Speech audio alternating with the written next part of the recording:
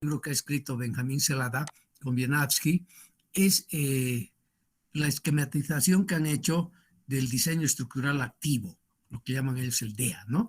Y no nos olvidemos nunca de las tres fases. Eso es lo más importante, ¿no es verdad? Fase 1, hacemos todos los estudios de campo, caracterizamos bien el terreno. Fase 2, hacemos todo el diseño estructural, si quieren usted, parte del diseño. Y fase 3 es la comprobación en obra, parte del diseño. O sea, nosotros decimos que finalmente una obra subterránea y en general obras geotécnicas se concluye cuando se concluye la construcción de la obra, simultáneamente. ¿Por qué? Porque tenemos que verificar durante la construcción en la fase 3 las hipótesis que hemos hecho, los valores que hemos asumido para hacer los calculitos estructurales, lo que hemos hecho para predecir un cierto comportamiento, sobre todo desplazamientos y esfuerzos, ¿no es verdad? Tenemos que confirmar todo eso a través de los modelos que se tienen que construir de la obra que estamos estudiando, ¿no es verdad? Y vamos a comparar entonces lo que hemos predicho, el pronóstico, con lo realmente medido. O sea, se tiene que instrumentar entonces la obra, ¿no? Tenemos que tener eso muy claro, yo creo. Esa es la ingeniería moderna, eso es lo que se hace ahora, que además tiene un valor agregado importante. ¿Cuál es ese valor agregado? Es el hecho de que vamos avanzando en la ingeniería, porque vamos comprobando o desechando, mejorando teorías, modelos que estamos usando en nuestros trabajos de diseño, ingeniería, ¿no es verdad? Ok, entonces ya esto ya habíamos hablado un poquito, estamos en la primera fase entonces, la caracterización del terreno completa. Por favor, hay que recurrir a la unidad 4, donde hemos hablado ya sobre las investigaciones geotécnicas. Aquí solamente me voy a parar un poquito en la planificación de la campaña de campo, para un túnel en este caso en específico. Y la regla de oro está escrita acá, ¿ya? Cuando tenemos ya definido un túnel, se supone que tenemos adelantado además ya el modelo geológico. El geólogo ya ha trabajado desde la geología general, geología regional, geología local, y ya nos ha preparado, nos ha puesto a disposición un modelo geológico, o sea, qué geología vamos a encontrar en lo que se refiere a las diferentes litologías y lo que se refiere a las fallas principales, la geología estructural, ¿no es verdad? Datos que necesitamos nosotros para hacer nuestros diseños. Después entramos despuesito a ese tema, ¿ya? Y la regla de oro es aquí, la que está escrita acá, que la sumatoria de las perforaciones, ve, aquí esto está mal. Yo tendría que escribir aquí sumatoria de la longitud de perforaciones. Tiene que ser igual, eso lo bajaré aquí, tiene que ser igual a la longitud del túnel. Cuando se cumple esta igualdad, ¿ya?, que resulta ser importante, entonces hemos logrado obtener información y además, ojo, colocar adecuadamente, ubicar adecuadamente los sondeos a diamantina con recuperación de testigos, ¿no es verdad? Aquí hacemos las perforaciones que se llaman wireline, ¿no? Con un dispositivo especial que sin sacar todo el varillaje, extraemos las muestras en forma continua, ¿no? Cada 1,5 metros vamos a sacando el sacamuestras, el tomamuestras, si quieren ustedes, y vamos almacenando ordenadamente en los testigos, los núcleos de las perforaciones, ¿ya? Entonces, condición 1 es las longitudes, condición 2, colocar adecuadamente los sondeos de tal manera de que podamos cubrir en la medida de lo posible, ¿no es verdad?, toda el macizo rocoso que se va a cortar, que se va a excavar con el túnel, donde aplicamos el principio de la inferencia, les llamamos inferencia. Por ejemplo, esta capa acá, ¿ya?, que podría ser unas calizas, es la simbología de calizas. Datos que yo encuentre en este tramo, en la perforación S3, ¿de acuerdo?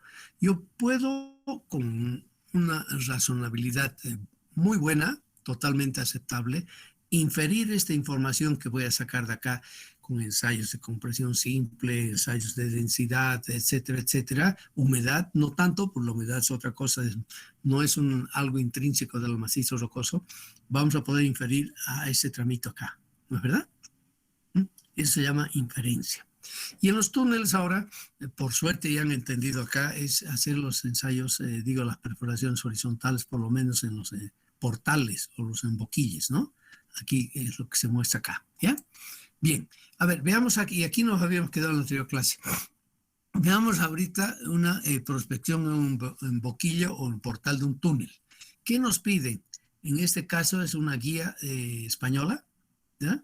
Una recomendación sobre campañas geotécnicas para proyectos de carreteras donde está incluido túneles, ¿no es verdad? Están incluidos puentes, están incluidos también la calzada, el estudio del trazo completo de una carretera.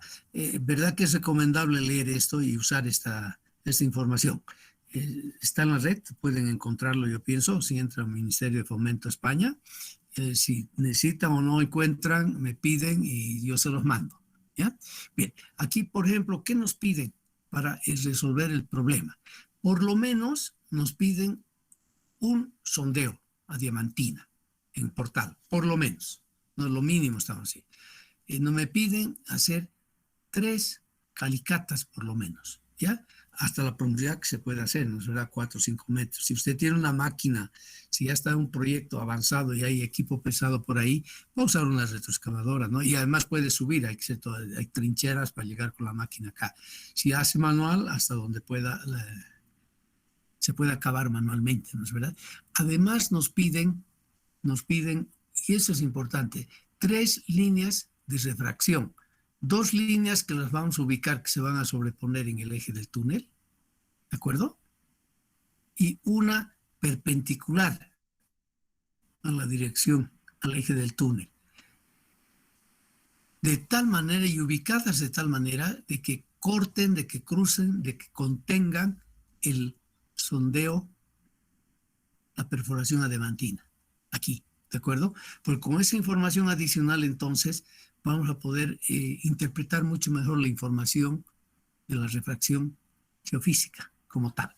Ven ustedes entonces, y es lo que tenemos que hacer.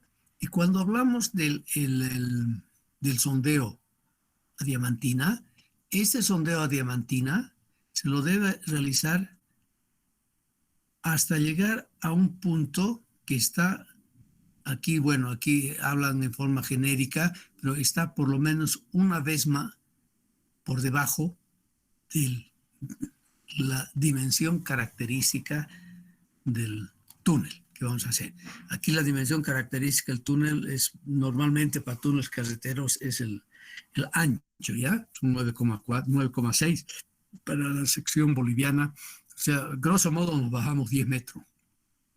Esa perforación sí tenemos que hacerla, nos va a dar mucha información para saber qué vamos a hacer acá.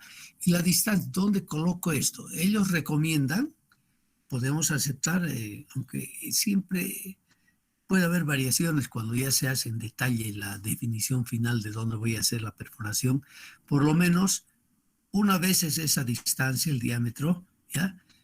Desde la intersección de la clave del túnel con la superficie del terreno. ¿Ya? Ok, son guías, ¿no? Es una guía, recomendaciones, que nos ayudan a definir qué vamos a hacer en el campo, qué información vamos a obtener. ¿Ya? Ok. Segundo punto importante que vamos a ver aquí es que es bien importante, a decir verdad, es estudiar y definir, tenemos que definir a priori de antemano en cada una de las progresivas del túnel el estado geostático o primario de esfuerzos. Ya hemos dicho, una de las complejidades de una obra subterránea radica cabalmente en el hecho de que empezamos a intervenir, o sea, a excavar, a extraer roca, macizo rocoso, la sustancia rocosa, en un macizo que ya está sometido a un cierto estado de esfuerzos.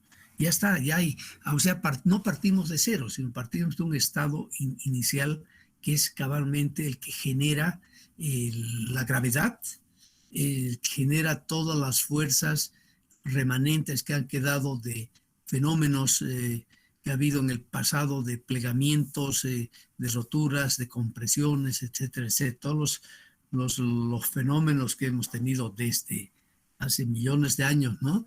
El primero que tenemos es en Bolivia, en los Andes, sobre todo es el fenómeno que lo llamamos herniano, de hace 450 millones de años, que ha fracturado la roca, que ha creado pliegues, que ha modificado la posición de los estratos y la posición también de los sistemas de discontinuidades, ¿no es verdad? Entonces, esto es importante. Bien. ¿Qué ocurrió tectónicamente? Es lo que tenemos que investigar un poco y lo hacemos o lo hace básicamente el geólogo para nosotros, ¿no es verdad? Es dominante este estado de esfuerzos, ¿ya? Porque al retirar material estamos creando nuevas condiciones de equilibrio, ¿no es verdad? Y eso tiene que llegar a estabilizarse, tiene que estar nuevamente en un nuevo estado de reposo. Con otras palabras, estamos pasando de un estado de reposo inicial, o sea, de equilibrio, perdón, no reposo, está todo el reposo, de equilibrio, a un otro estado de equilibrio, llamémoslo 2, después de la excavación y la colocación de las medidas de sostenimiento que son normalmente necesarias, ¿ya? Este concepto es bien importante. O sea, pasamos de un estado de esfuerzos 1 a un estado de esfuerzos 2. Eso que esté muy claro, por favor, ¿ya? Y para eso necesito conocer ese estado inicial, ¿verdad? Bien, tenemos que aproximarnos. De hecho, para grandes proyectos, una caverna importante, por ejemplo, vamos a hacer ensayos in situ para definir cuál es el estado real de esfuerzos y allá donde vamos a hacer la excavación. Pero genéricamente, veamos un poco lo que ocurre lo que ha ocurrido en una parte de la corteza terrestre para conocer un poco la relación entre de los esfuerzos principales. O sea, estamos buscando entonces los esfuerzos principales. Y de hecho vamos a ver, por ejemplo, vamos a ver cómo actúa la erosión, la formación de valles. ¿De acuerdo? Podemos nosotros suponer, por ejemplo, que 100 millones de años, hace mucho tiempo, eso es mucho más difícil de estimar, ¿no es verdad? Pero sí tenemos la capacidad de hacer algunos modelitos. Empieza a haber aquí un proceso de formación de este valle, ¿de acuerdo? Donde, lógico, vamos perdiendo el peso del material que había acá. Si estamos analizando este punto acá, este punto que está marcado aquí con un cuadradito, ¿no es verdad? Esta fuerza va desapareciendo, ¿no es verdad? A ver, nuevamente, no estoy muy coherente para que esté claro con ustedes. Lo que estamos buscando acá es conocer los esfuerzos primarios, principales, en el punto donde voy a hacer mi túnel, ¿de acuerdo? Y normalmente asumimos, a no ser que el caso sea muy concreto, cuando estamos así en profundidades, asumimos generalmente que tenemos un esfuerzo principal, sigma z, según las que va a ser generado por la gravedad, esfuerzos principales sigma x y sigma y, aquí en un plano horizontal, ¿ya? Es lo que suponemos. Claro que esos van a sufrir un cierto giro de acuerdo a la posición en el punto en el cual nos encontramos, ¿ya? Es lo que vamos buscando. Este caso del efecto de la topografía es bien claro, ¿no es verdad? Ha desaparecido todo esto. Aquí no ha habido el fenómeno necesario de desconfinamiento, entonces vamos a tener que el esfuerzo vertical va a ser menor al esfuerzo principal horizontal, ¿no es verdad? Y es lo que ocurre en sí, porque es el efecto de la topografía, juega un rol importante, ¿no es verdad? Pero llego yo a esta topografía debido a efectos de erosión, sobre todo, se va cortando, se van formando los valles. Y no nos olvidemos que en todos los Andes, sobre todo en la cordillera oriental, los valles todavía son jóvenes. O sea, no han llegado todavía a un periodo de madurez, como dicen los geomorfológicos, los que estudian la geomorfología, ¿no es verdad? Eso significa entonces que el fenómeno que les he explicado aquí se va a dar debido a través de la erosión. Inicialmente aquí estoy, supónganse, en equilibrio, ¿no? Donde el esfuerzo vertical es igual al esfuerzo principal horizontal. Desaparece todo este material, no ha habido libertad del desconfinamiento, entonces resulta que los esfuerzos horizontales van a ser mayores a los verticales. Y de verdad que nos interesa mucho conocer este coeficiente, que es el coeficiente llamado KO, o el coeficiente de empuje o reposo, también lo llamamos, ¿no? Eso han visto en la mecánica del suelo. O efectos de las discontinuidades. Debido a las fallas, y enseguida vamos a repasarlas un poquito las fallas, vamos a tener diferentes relaciones entre los esfuerzos principales. Bueno, en este caso de eso ya les estoy mostrando algo, ¿no? Que cuando se tiene aquí una falla de este tipo, no, este dibujito no está tan bien. Enseguida, vuelvo enseguida a las discontinuidades. Ahorita Ramírez y compañía, este librito que ya lo tienen ustedes, se los he mandado, estoy seguro. La mecánica de rocas, fundamentos en ingeniería de taludes, ¿ya? Ok, pero un ratito que esto no está tan bien. Porque si yo tengo aquí una falla inversa, donde un bloque cabalga sobre otro, tengo otro tipo de relación de los esfuerzos. Esto, anótense, por favor, está mal. Esto está mal. Porque esta distribución de esfuerzos, donde dice que el esfuerzo vertical es mayor al esfuerzo horizontal, eso es para una falla normal, no para una falla inversa que está dibujada acá. ¿Ya? O sea, aquí, mire, así ocurre, recién analizando con calma las figuras y textos de otros especialistas, uno se puede dar cuenta de que hay algunas dificultades. Bien, eh, veamos lo que ocurre entonces, lo que vamos a tener acá, lo que vamos a estudiar como tal. Y esto, de hecho, ya lo puse aquí para enseñarles cuando ya hacemos análisis, ¿verdad? Que no logramos hacer en esta clase, por favor, no llegamos a ese detalle de aplicar modelos numéricos y modelos que me permitan simular todo lo que ha pasado. Pero es lo que normalmente se hace. Como idea, esto es excelente tenerlo acá. Lo primero que vamos a hacer es tratar de simular con elementos finitos. Aquí tengo y aquí esto se ha hecho bidimensionalmente, ¿no es verdad? Es todo, vamos a estudiar todo este volumen en 2D, ¿no? Suponiendo entonces una deformación plana, ¿ya? Eso quiere decir que estamos tomando que las deformaciones perpendiculares al papel, ¿verdad? Son iguales a 0. Tenemos que definir muy bien los puntos, las condiciones de borde, ¿no? Y aquí lo hacemos, ustedes ya usan SAP, TAPS, han hecho algo de elementos finitos, estoy seguro, en alguna materia. ¿Han aplicado alguna vez ya elementos finitos para medios continuos? No, elementos básicos que es la barra, que se han usado en el SAP, en el TAPS, por ejemplo. ¿Han aplicado alguna vez ustedes? ¿Quién me puede decir? ¿Me están escuchando? No todavía, doctor. No han visto absolutamente nada, ¿no? Recién verían algo en una materia que recién la van a hacer, que se llama elementos finitos, o análisis no, elementos finitos la llaman, ¿no? Sí.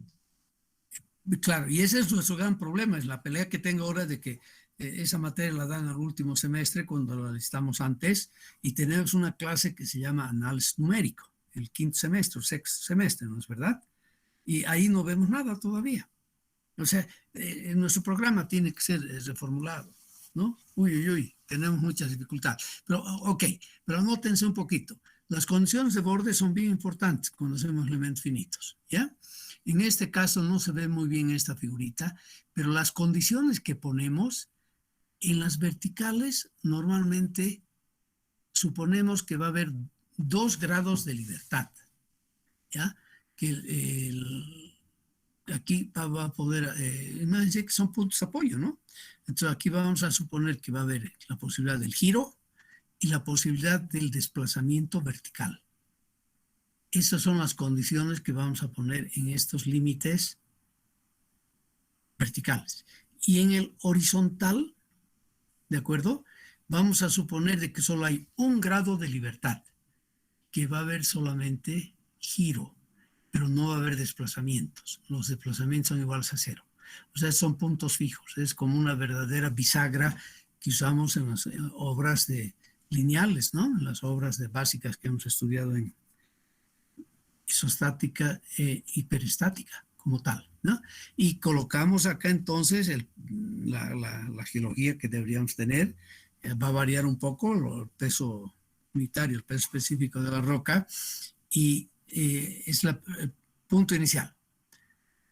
¿De acuerdo? Y con ese caso inicial vamos a estimar, calcular, de acuerdo a la ley constitutiva que adoptemos. Normalmente va a ser una ley elastoplástica, elastoideal plástica, y vamos a pasar a una segunda etapa donde vamos a eliminar toda esta, vamos a retirar entonces del modelo todo lo que está por encima de esta línea que corresponde al terreno natural actual, ¿no es verdad? Donde estamos trabajando. O sea, llegamos a este caso. Y claro, ya hemos generado un estado de esfuerzos que va a ser diferente al inicial, ¿no es verdad? Va a ser diferente al inicial. Y que este estado de esfuerzos que vamos a obtener acá, que va a tener entonces un campo de esfuerzos y un campo de desplazamientos, es lo que nosotros llamamos, lo que yo llamo el estado geostático primario. De aquí estamos partiendo. Y para llegar al tercer caso, es todas unas técnicas que ya no las vamos a hacer, aunque sí vamos a hacer una clase de unas, como parte de la práctica, si quieren ustedes, y la va a dar, les voy a explicar un poco esto del ingeniero, no, si yo tengo tiempo yo lo hago, sino el flamante ingeniero Pablo Henry Frías, les va a explicar un poco sobre esto. Él es flamante ingeniero, les digo, porque Pablo defendió ayer su proyecto de grado. Es un lindo proyecto de grado sobre micropilotes post-inyectados con lechada de cemento. En forma bárbara dicen ¿cómo? Grouting en inglés. Micropilotes gratuados. A ver, aquí tengo el documento del colega. Lo llaman grautear. Es un nuevo verbo. ¿Qué les parece? Bonito, ¿no? Grautear. Un barbarismo tremendo, ¿no? Grautear. Bien, entonces, y aquí llegamos al segundo estado de equilibrio, ¿no? O sea, cuando ya hemos excavado, hemos retirado este material. ¿Ya? Bueno, es todo el procedimiento que vamos haciendo, o sea, vamos haciendo, simulando en todos los fenómenos por etapas, y en este caso desde el inicio, digamos, pensando cómo fue algo hace 100, 200, 300 millones de años, ¿no? Para llegar al actual, el perfil actual del terreno, y finalmente con ese perfil actual del terreno extraemos, sacamos el material acá, y es toda una técnica. Además, cómo vamos simulando matemáticamente un fenómeno. Y nos aproximamos razonablemente a lo que ocurre realmente en los hechos, en la realidad, en la construcción de la obra. ¿Ya? Ok. Esto está, les decía, bien importante. Cuando tengo una falla de cabalgamiento, ¿qué es lo que está escrito acá? O sea, aquí se han equivocado un poquito. Lo que ha cambiado aquí, vamos a tener que cambiar nosotros la figurita, es esa dirección de las flechitas que me indican la dirección del movimiento. Normalmente Estamos hablando de fallas las estudiamos aquí en un corte vertical, ¿no? Están al revés las flechitas. Esta flechita debe ir para abajo, es el bloque que cae, que se desliza, y es el bloque, bueno, lo marcamos hacia arriba, es el bloque que no está moviendo, digamos así, ¿no? Cuando tenemos una falla normal, es lo que les estoy diciendo acá. Las flechitas son así, ¿no es verdad? En este caso, o me estoy equivocando yo con lo que les estoy diciendo, no puede ser, ¿no? Allá, ya, está bien. En este, a ver, ya olvidémonos de la figurita de la anterior lámina, ¿ya? Y empecemos desde arriba. Aquí claramente mostramos una falla de cabalgamiento. Y la primera característica de una falla de cabalgamiento o inversa, y además fíjense el nombre, ¿no? Cabalgamiento. Quiere decir que un bloque, el bloque superior, cabalga, se sobrepone, se mueve sobre el bloque inferior. Aquí está la falla, ¿no es verdad? Y este fenómeno de falla inversa, que está muy bien marcado en los mapas de la GeoBol, en los mapas geológicos del mundo entero, con unos dientecitos triangulares, ¿no es verdad?, que indican el bloque que ha subido, que ha cabalgado, que se ha subido, ¿ya? Para ese caso tenemos siempre esta desigualdad. De aquí, cuando estamos cerca a una falla inversa, podemos suponer entonces ya de hecho que el esfuerzo horizontal es mayor al esfuerzo vertical. O sea que todavía nos va a faltar aquí entonces calcular estos esfuerzos, ¿no? Los esfuerzos que son los esfuerzos primarios. O sea, muy cerca en el ambiente de una falla inversa, tenemos esta desigualdad. ¿Ya? Que esté claro eso. Aquí tengo la falla normal. ¿Y cuál es la falla normal? Es aquella donde se descuelga, cae una parte del bloque. Aquí está la falla. Y uno de los bloques cae. ¿Ya? Ok.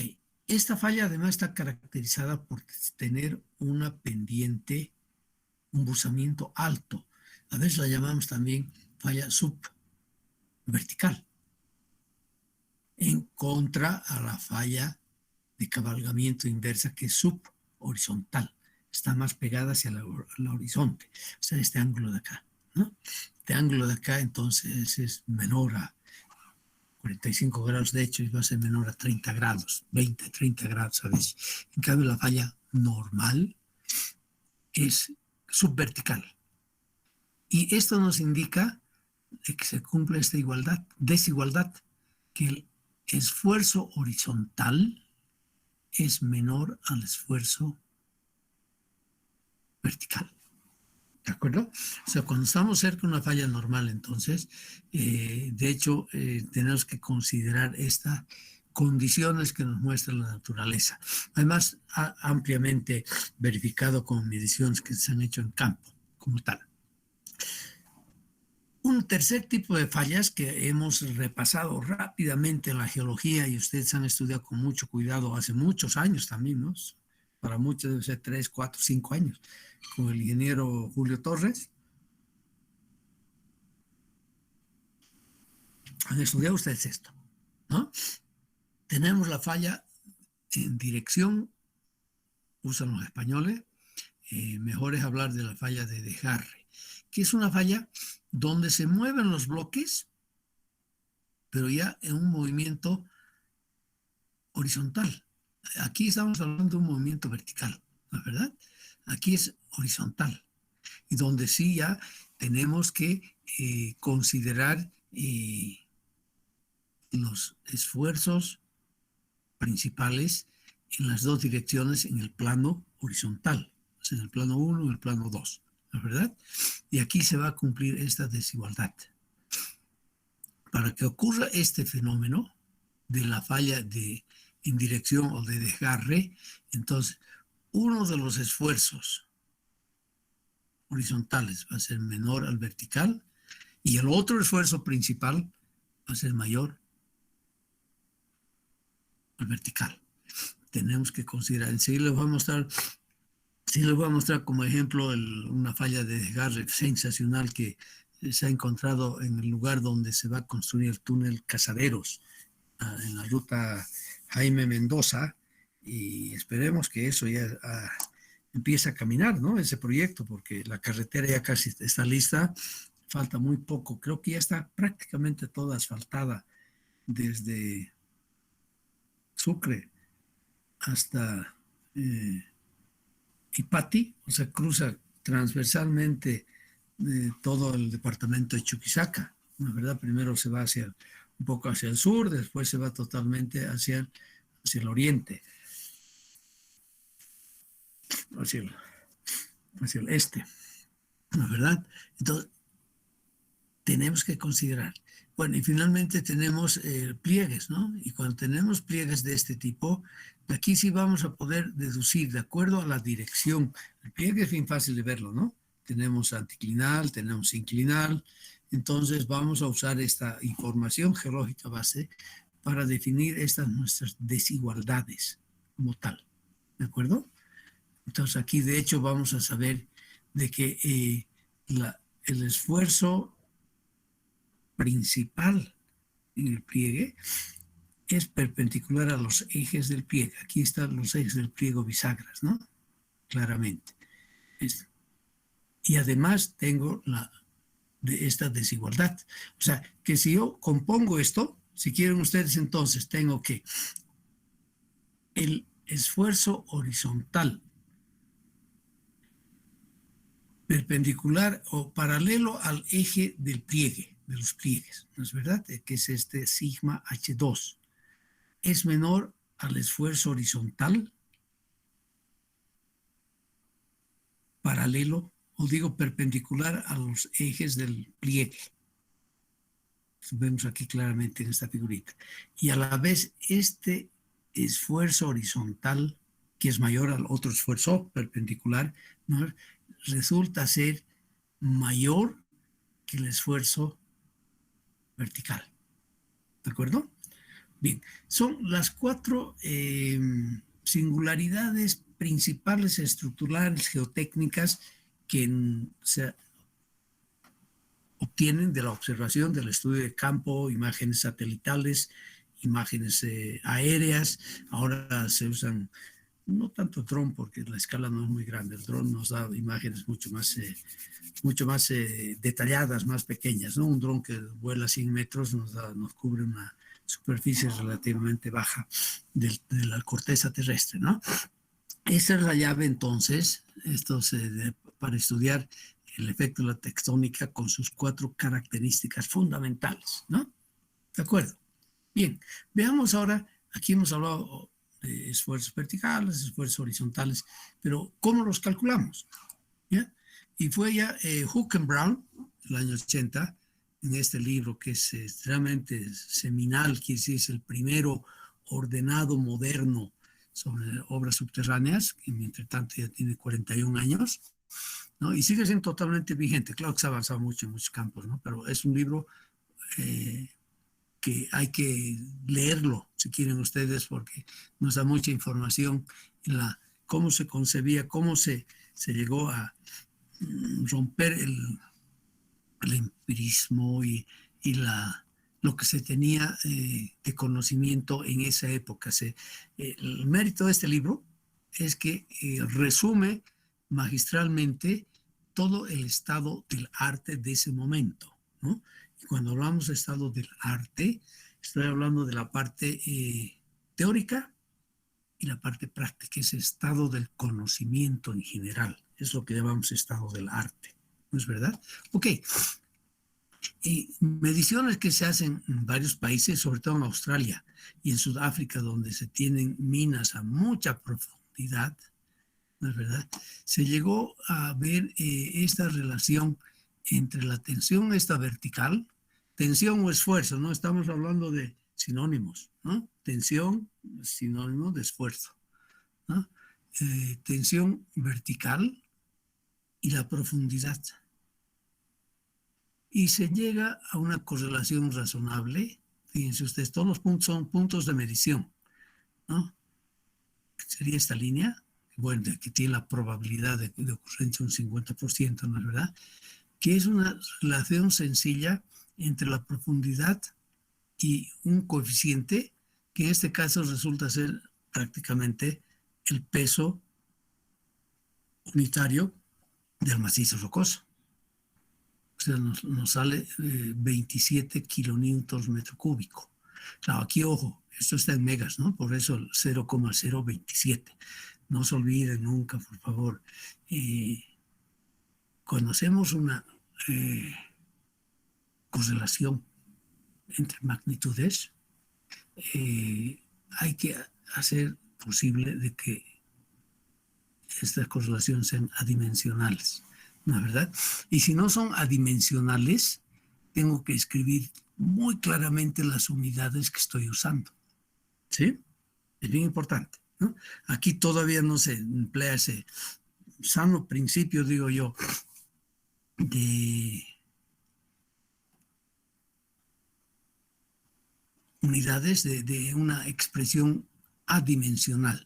Por ejemplo, ahora modernamente, si nosotros queremos escribir esta ecuación, lo que tendríamos que hacer es escribir sigma b, que sería entonces evidentemente esta tensión vertical, va a ser igual a un coeficiente, llámelo A, ¿ya? Por h, la profundidad en metros, evidentemente, dividido por una tensión normativa que normaliza, ¿ya? Por una tensión normativa, tiene que ser por una tensión normativa, para que nos dé finalmente para que cuadren las unidades de la ecuación. Pero aquí está la ecuación, si están sus unidades ya está bien, ¿no es verdad? Totalmente válido. Por eso aparece entonces este valorcito acá, porque estamos tomando en cuenta la tensión vertical en megapascal. O sea, de hecho, y esto vamos a asumir. Aunque vean ustedes que en la parte que a nosotros nos interesa en obras civiles, porque es para toda la minería, donde han llegado a hacer mediciones definitivamente hasta casi 2.700 metros, por si acaso. Han hecho mediciones. O sea, hay algunas minas en Sudáfrica, minas de diamante, que han bajado ya esas profundidades, ¿no? Que tecnológicamente es muy difícil ese trabajo, esa excavación. La gente no puede estar mucho tiempo ahí abajo en cámaras especiales de presión, etcétera, etcétera. Bajan rápido, trabajan. Creo que la norma sudafricana pide que no estén más de hora y media trabajando y tienen que volver a salir, volver a aclimatarse a nuevas presiones, etcétera, etcétera, ¿ya? Pero tenemos esto. Y además tenemos algo más importante, es la gradiente de las temperaturas. Sabemos, eso ustedes han estudiado también ya la geología general, les han tenido que decir, es de que tenemos una gradiente promedio en la corteza, en la litósfera, de alrededor de 3 grados cada 100 metros. 3 grados cada 100 metros. Eso también hay que tomar en cuenta, ¿verdad? Y nosotros, claro que tenemos que tomar en cuenta en nuestras obras, que alguna vez como Misicuni han ido a más de 1.000 metros, ¿no? Porque tenemos encapes en el trasvase de Misicuni que llega a 100.000, casi 1.200 metros, ¿no? Ahí sí, claro que tenemos en temperatura más alta, ¿no es verdad? Se necesitaba ya refrigerar un poco el túnel, o sea, necesitábamos una ventilación para refrigerar el túnel, entre otras palabras, ¿no? Bombear aire fresco, digamos, y retirar el aire que caliente. Las rocas eran tibias. Cuando se hizo el túnel de Misicuni sentíamos que las rocas eran tibias. Ok. Y si vemos nosotros datos para encontrar el esfuerzo, la tensión horizontal, K. Esta figurita está adelantada aquí porque que estoy un poco adelantado acá, porque esa definición es bien importante, ¿no es verdad? Que debería estar acá. Pero está escrita muy bien acá, ¿no es verdad? K, que es la relación entre la tensión horizontal y la llaman media, y la tensión vertical. Y aquí vemos que sí hay una dispersión fenomenal, muy grande. ¿No es verdad? Son datos que corresponden a información donde se encontró esta correlación. Buen, buen acercamiento, si quieren ustedes. No he hecho nunca el ejercicio porque no está publicado, pero aquí debe tener un R al cuadrado, es coeficiente de correlación, que debe estar por encima de 0.75, tal vez, viendo los datos, tal vez 0.80, ¿no? Pero valdría la pena hacer ese ejercicio, si quieren ustedes, ¿ya? Ok, aquí vean ustedes esa gran dispersión que hay de la tensión horizontal, ¿ya? Bien, y bueno, lo que sí se ha hecho acá, sabiamente diría yo, es escribir estas funciones límites, ¿no? Que abarcan todas las mediciones experimentales que se han podido hacer. O sea, fíjense ustedes que aquí no estamos, no tenemos una definición clara de lo que va a ser el esfuerzo o la tensión horizontal como tal. Y tener que asumir entonces varias hipótesis. Y esta es una de las hipótesis que tenemos que confirmar en la tercera fase de nuestro diseño, ¿no es verdad? Durante la construcción. Es una hipótesis de salida para nuestros cálculos, nuestras predicciones, que tiene que ser confirmado en cuanto trabajemos, hagamos mediciones y apliquemos todas las mediciones y comparemos lo que hemos predicho con lo que estamos midiendo, ¿no es verdad? Bueno, tenemos aquí dos funcioncitas, ¿no? Aquí nos ha escrito una tercera función que nos ofrece Shorey, enseguida la vamos a ver, para aproximarnos al problema. Bien, son los problemas entonces, ¿no es verdad? Hay que encontrar SCAO, que es la relación entre los esfuerzos horizontales y los esfuerzos verticales, si quieren ustedes. ¿Ya? De hecho, este ya está definido. Esto está demostrado. La ecuación que escribo acá está demostrada acá, con mediciones, experimentalmente. Que el esfuerzo o la tensión vertical es aproximadamente el peso unitario del macizo rocoso por la profundidad. ¿De acuerdo? Claro, y ustedes ven aquí claramente, si uso bien las unidades, voy a tenerla bien definido entonces esfuerzo vertical. Bien, ¿qué hipótesis tenemos entonces? Cuando tenemos profundidades someras, poco profundas, podemos, por ejemplo,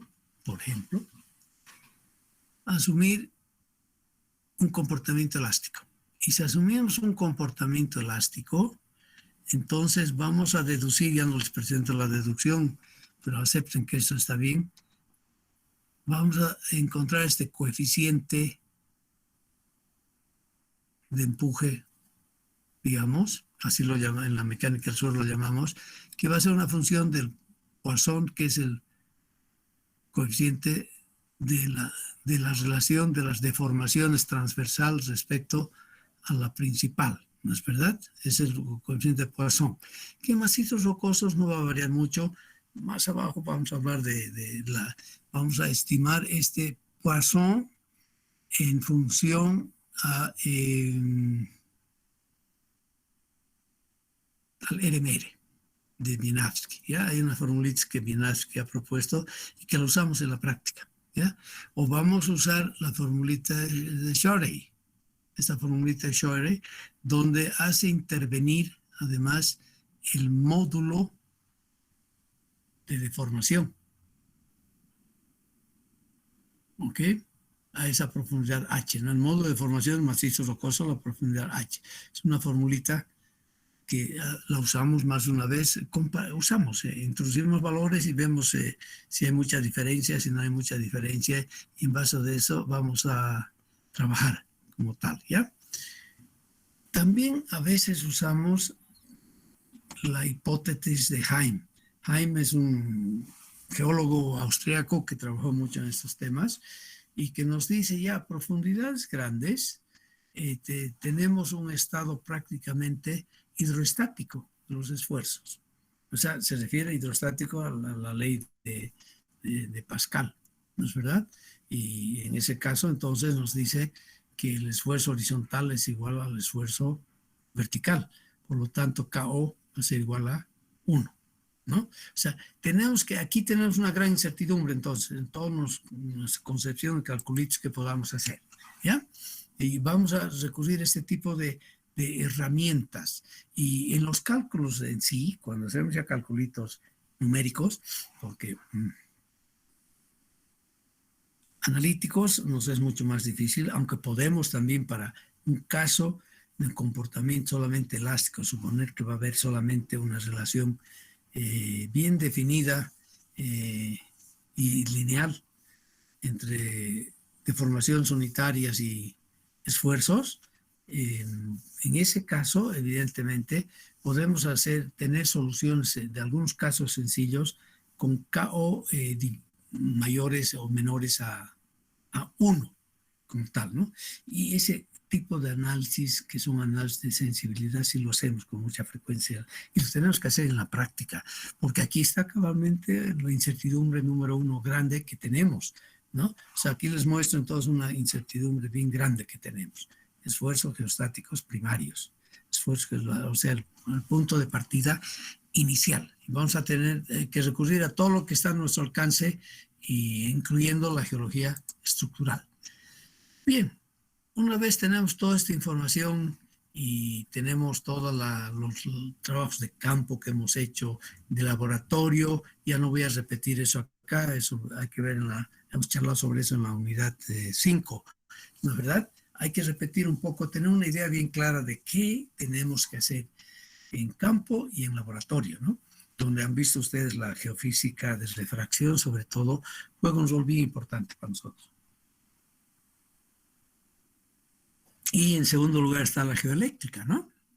Bien, y vamos a confeccionar entonces modelos, aquí esto está mal, porque debe ser nomás modelo geológico, modelo geotécnico y modelo hidrogeológico. En sí, entonces vamos a trabajar teniendo finalmente 3 modelos básicos, ¿no? Y ahora con las herramientas modernas que tenemos, que disponen ustedes con sus sistemas de representación tridimensionales, ArcGIS, ArcView, tanta otra herramienta que ya han aprendido a usar por suerte. O sea, ustedes son muy aventajados en ese sentido, ¿no? Porque tienen muchas más herramientas para trabajar que lo que teníamos nosotros en nuestra época. Yo me formé y soy del siglo pasado, no se olviden. Ustedes son del siglo presente, que tienen muchas herramientas y facilidades para trabajar, ¿no es verdad? De hecho, pero tenemos 3 modelos que tienen que estar hechos, ¿ya? Modelo geológico, ¿ya? Donde están todas las litologías, tipos de rocas, estructuras geológicas, fallas, pliegues. Han visto ustedes lo importante que es pliegues y saber dónde hay fallas. Nos va a ayudar cabalmente a hacer una buena determinación, estimación de los esfuerzos iniciales, ¿no? La geomorfología nos va a ayudar mucho. Entonces, el trabajo del geólogo es imprescindible. Eso debo decirles, ¿no? Por ejemplo, ese modelito lo he copiado de este libro que sí lo tienen ustedes. Y bien que menciono el libro Ingeniería Geológica de González de Vallejo, ¿no? Por favor,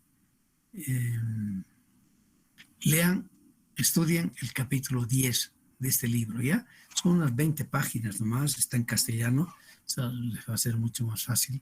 Estudien el capítulo 10, estudiar capítulo 10, que se refiere cabalmente a obras subterráneas.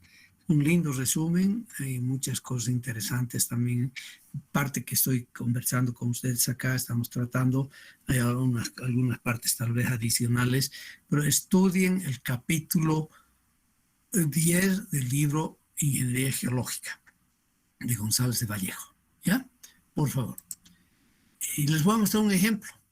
para que vean, por ejemplo, como es un túnel que se va a hacer, que se va a construir pronto, ¿ya? Tenemos aquí el túnel Casaderos, en la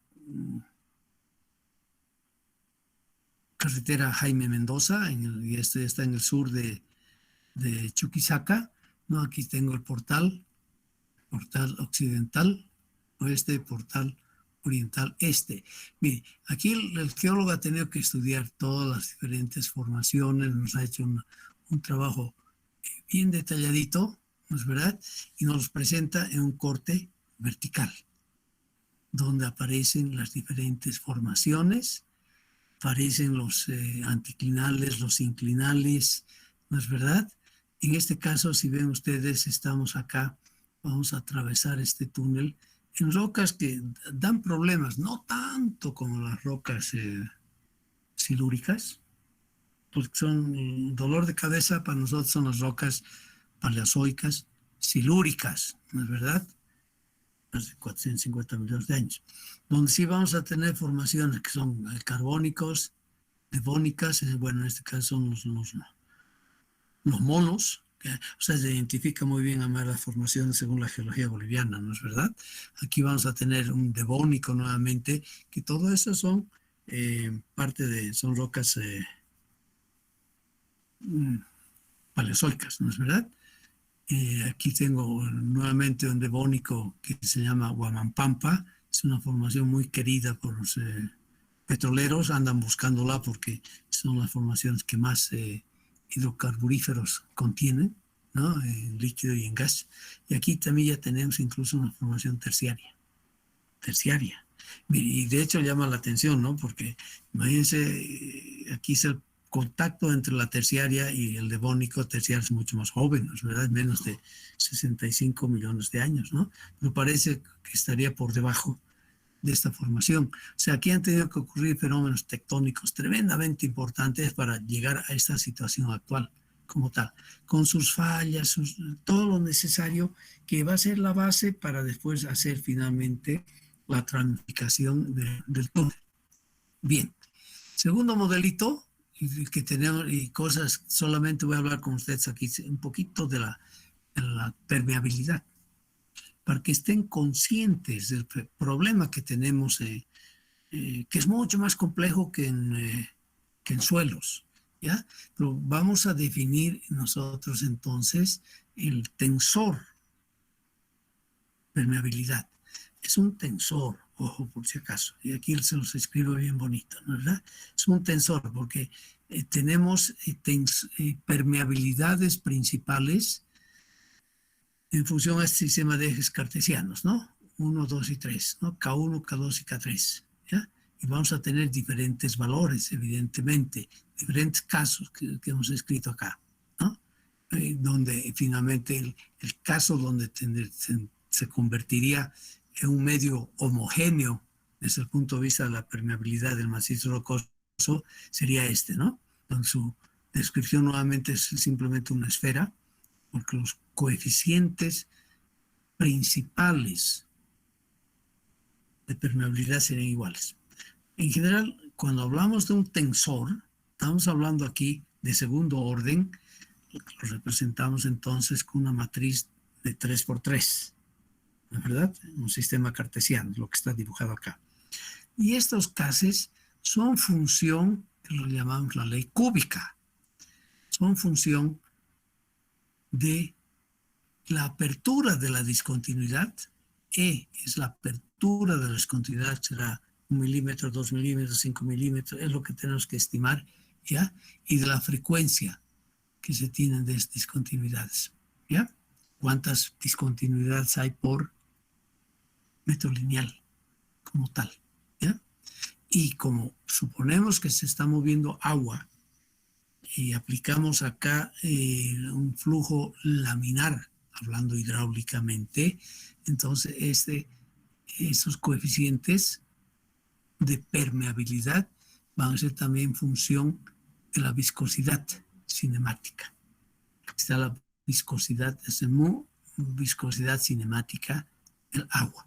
Fíjense ustedes entonces, claro, K tiene un significado físico bien claro y concreto, ¿no? en macizos rocosos. Eso nomás, porque alguna vez hablé más sobre esto, si en este curso básico no aporta mucho al conocimiento ni al entendimiento que tienen que tener ustedes, pero sí es importante de que esté muy claro para ustedes de que el coeficiente de permeabilidad, donde estamos estudiando el movimiento del agua, por si acaso, ¿la verdad? Depende entonces de la geometría, que es la apertura, F es la frecuencia entonces que vamos a tener de aperturas por metro lineal, ¿sí? En la anterior clase algo de esto ya hemos visto, nada más cuando hablábamos de excavaciones superficiales, ¿no es verdad? Y suponemos que el flujo va a ser laminar. Y no siempre se da eso, a veces es turbulento en sí, pero normalmente es laminar, ¿no es verdad? Tenemos entonces funcioncita. Y claro, si yo puedo sacar los valores característicos o principales de esta matriz, ¿no es verdad? Es donde solamente voy a tener valores en la diagonal principal, ¿no? Que va a ser la permeabilidad 1, la 2 y la 3. Los otros van a ser igual a 0. O sea, hago la transformación como tal, ¿no es verdad? Bien, una vez hecho la transformación, cuando trabajamos, suponemos que vamos a manejar todo esto con un sistema en un medio homogéneo e isótropo, entonces calculamos un K equivalente, que es igual a la raíz cúbica del producto de los tres Ks principales, las tres permeabilidades principales. ¿Ya? Eso sí, es un dato que vale la pena tenerlo, ¿no? A eso se ha llegado y es lo que estamos aplicando en la práctica. Además, vamos a aplicar normalmente cuando estamos con ciertas profundidades esta funcioncita empírica que nos dice que el KO, que es el K que tenemos aquí en la parte somera, o sea, la permeabilidad en los primeros, digamos, 50 metros del macizo rocoso, va disminuyendo con la profundidad, según esta formulita, donde se ha encontrado como buena aproximación este coeficiente de correlación A. Y aquí, bueno, aquí tengo que poner esta profundidad está en metros. ¿Ve? Fíjense, esta es nuevamente una funcioncita empírica, ¿no es verdad? Empírica, donde hay que hablar muy bien, ya debería haber escrito aquí de que Z está en metros.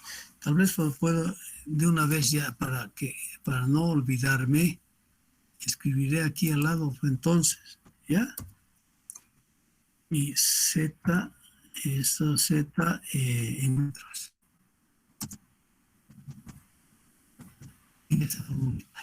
Z es profundidad en metros, mejor poner eso así.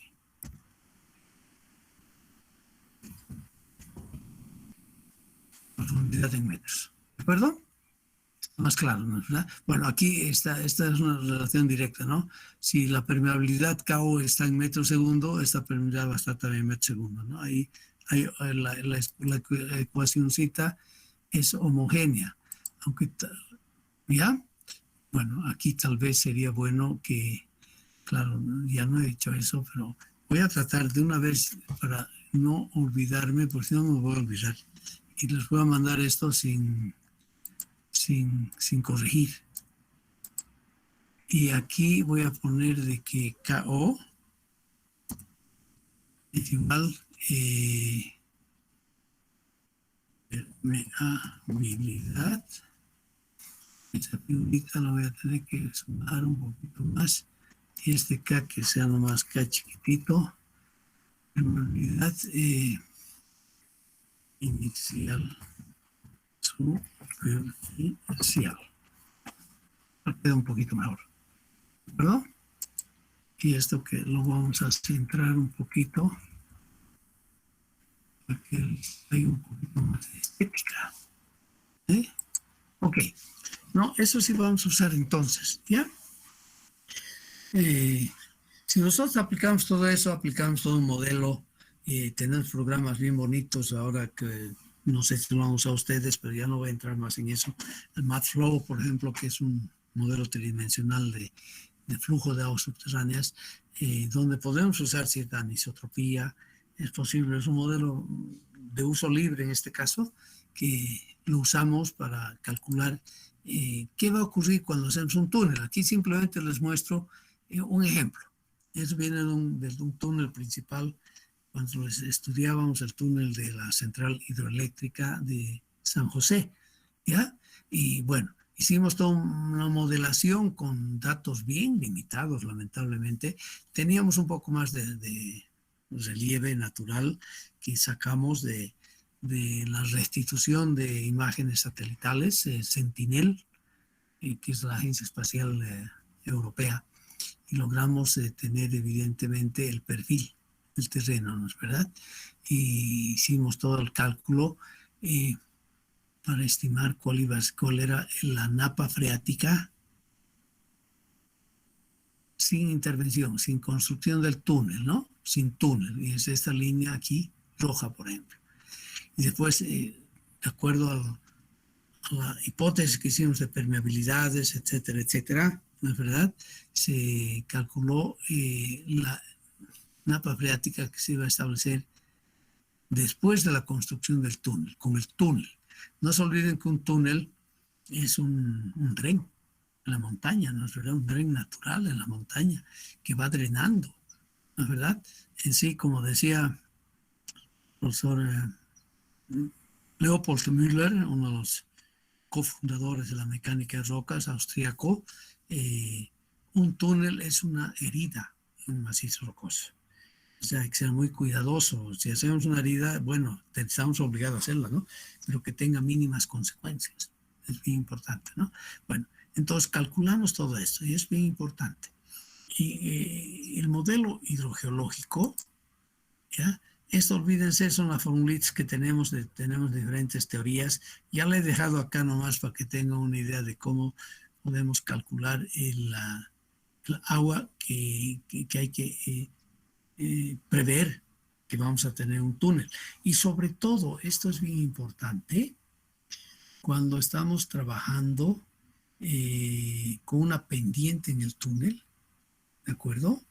Que coincide con la dirección de excavación. En ese caso, tenemos sistemas de bombeo. Lo ideal es tener pues excavaciones donde la dirección de excavación está contra la pendiente longitudinal del túnel, porque así vamos a tener siempre una evacuación de las aguas que se van a infiltrar por gravedad. No necesita siempre hacer una buena zanja ahí al ladito, ¿no es verdad? Una buena zanja de evacuación de las aguas y listo. Nos da una cuneta, si quieren ustedes, al lado de uno de los hastiales, con la capacidad suficiente para evacuar el agua que se va a infiltrar a medida que vamos excavando. Y el modelo hidrológico es bien importante porque nos define la dificultad que voy a tener durante la construcción, ¿ya? De hecho, en el túnel de Incahuasi hay un tramo que está más cerca a Moyopampa, a Vaca Guzmán, entonces todavía en Chuquisaca. Se ha tenido una infiltración mayor a la que se había calculado.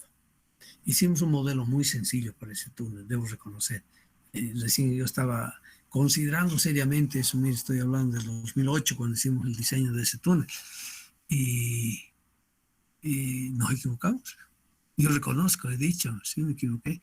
Y eso ha sido pretexto por parte del contratista para decir que estaba trabajando en condiciones totalmente desconocidas, que le estaba costando millones de bolivianos más la construcción, etcétera, etcétera, porque se le dio la oportunidad, hay que reconocer. Mire, hay que tener mucho cuidado entonces en tratar de hacer los mejores pronósticos posibles, ¿no es verdad?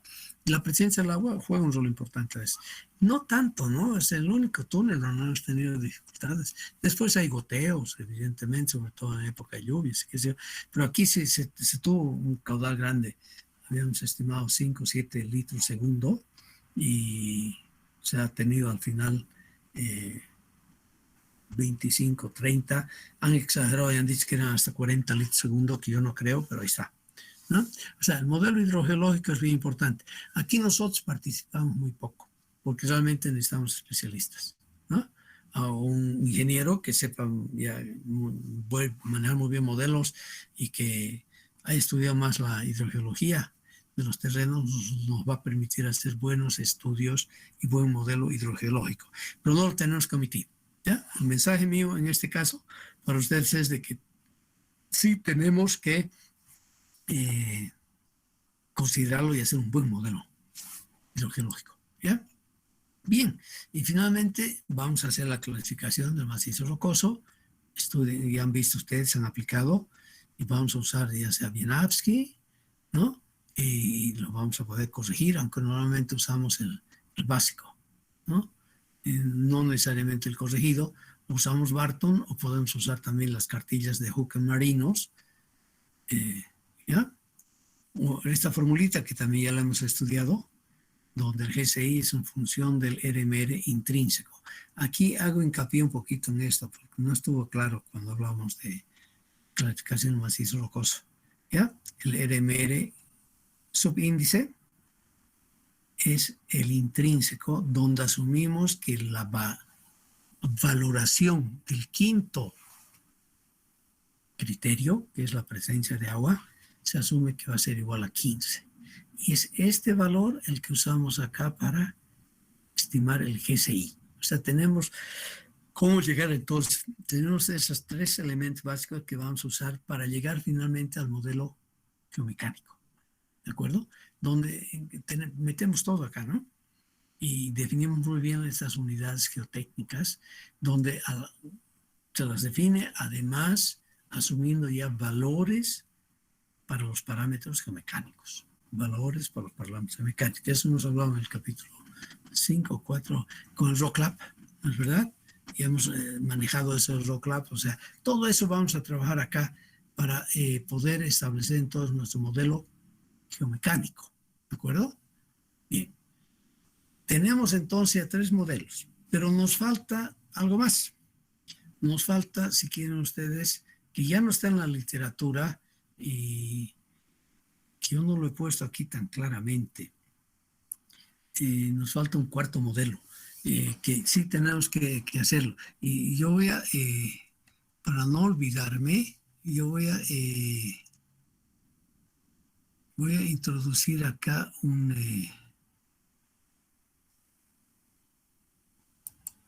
voy a introducir una lámina más, por favor. ¿Ya?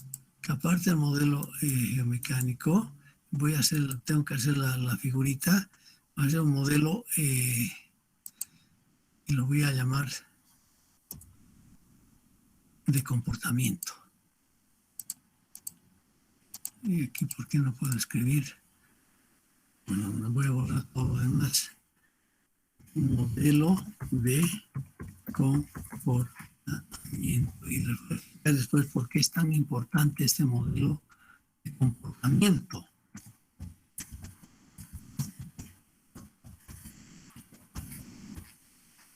Comportamiento. No puedo borrar esto. ¿Sabe qué voy a hacer? Voy a borrar todo esto mejor.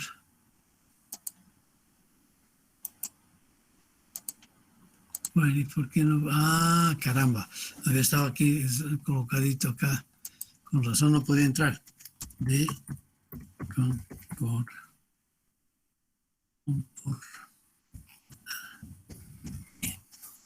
voy a alargar para que se esté toda una fila. Y esto lo voy a borrar. Y aquí, ese es el cuarto modelo que tengo. No sé si no los he numerado, pero es el cuarto modelo, ¿no es verdad? Y aquí es donde tenemos que considerar, enseguida vamos a ver, tenemos que considerar,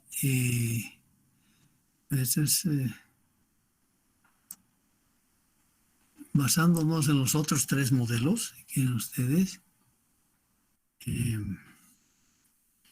definir, se define, ¿ya?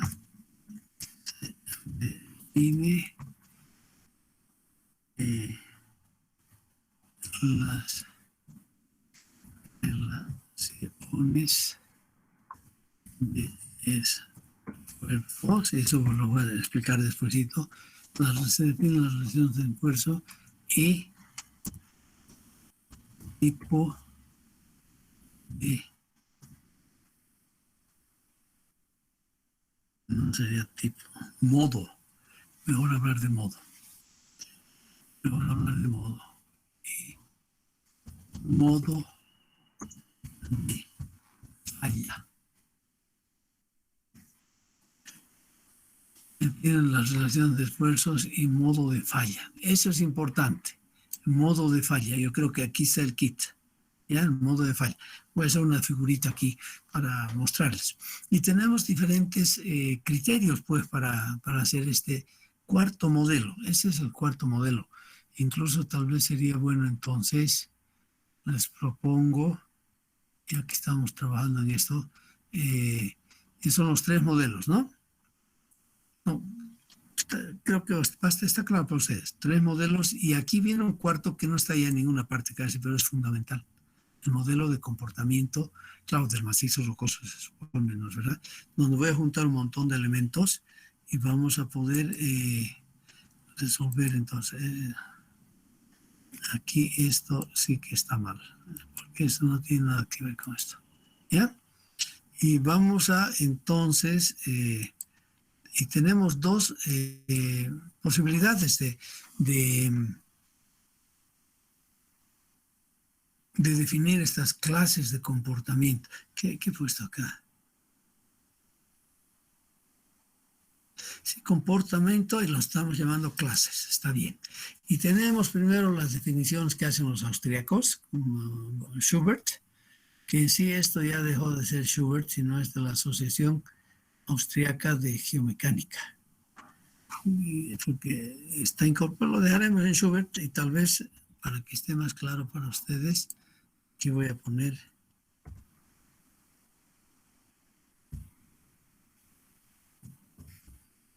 sí, acá.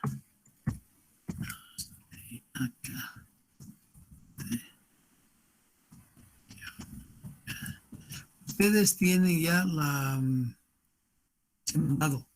verdad, el manual de diseño